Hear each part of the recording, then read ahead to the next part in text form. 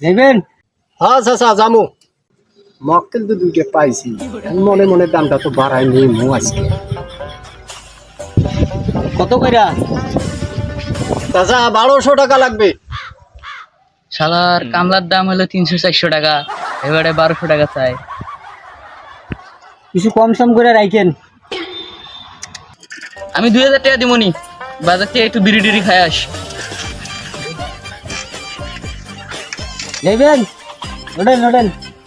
আমার কি দেখে পাগল মনে হয়? এই বেড়াই কইলো 2000 আর আপনি 1200-র মধ্যেই রইছেন পাইছেন নাকি আমারে? আপনি জান গা আমি এই বেড়ার লগেই যাবো আমি চলেন চলেন, ওঠেন ওঠেন।